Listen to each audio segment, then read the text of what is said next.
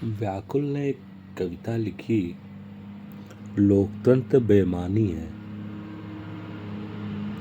मुझे कविता गरीबी पे लिखनी थी,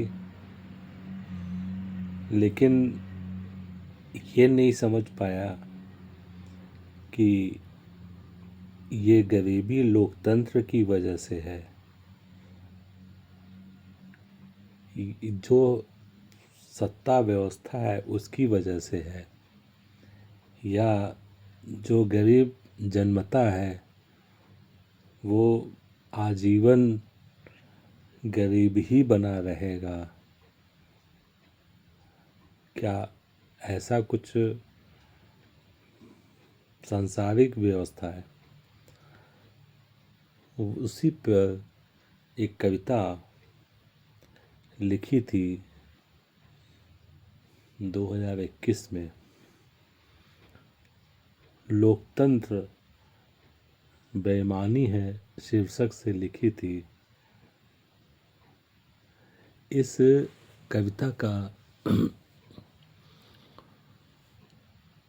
जो वाचन है सुनिए। हटा दो उन बेमानी शब्दों को, हटा दो उन बेमानी शब्दों को जो छद्म लोकतंत्र की परिभाषाएं गढ़ रहे, जो छद्म लोकतंत्र की परिभाषाएं गढ़ रहे। कर्ज क्यों नहीं अदा कर पाए और छोड़ दिए तड़पता हुआ सड़कों पर या रेल की पटरियों पर।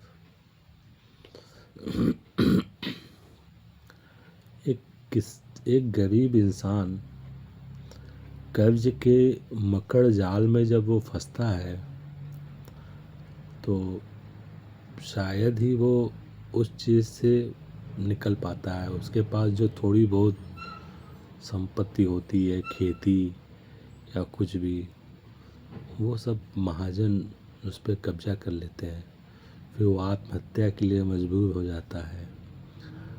तो कर्ज क्यों नहीं अदा कर पाए और छोड़ दिए तड़पता हुआ सड़कों पर या रेल की पटरियों पर।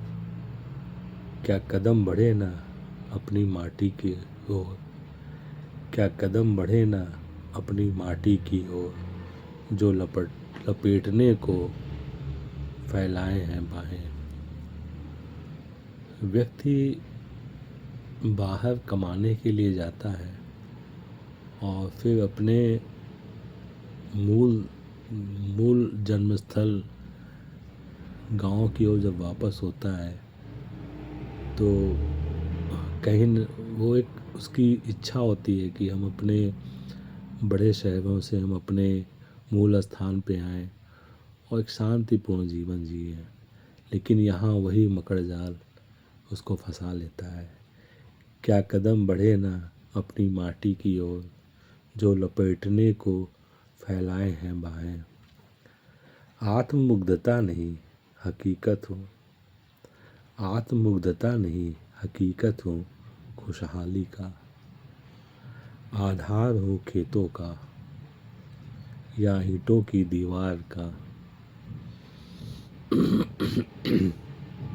पसीने छुपे हैं घर की छत हो या कण आटे का। वो एक किसान के तौर पे भी हमें अन्न उपलब्ध कराते हैं, या हमारी बड़ी बड़ी जो भवन गगनचुंबी इमारतें हैं उसमें उनकी पसीने की गंध छुपी होती है।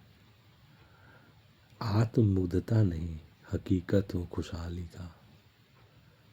आधार हो खेतों का या ईंटों की दीवारों का। पसीने छुपे हैं घर की छत हो या कण आटे का।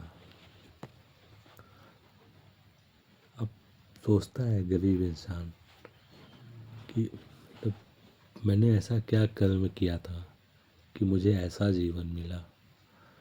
तो सोचता कैसे हो परिशोधन, कैसे हो परिशोधन प्रारब्ध का, कैसे हो परिशोधन प्रारब्ध का, या मान लो गरीब जन्मता ही गरीब है। कैसे हो परिशोधन प्रारब्ध का, या मान लो गरीब जन्मता ही गरीब है और मरता भी गरीब है। धन्यवाद।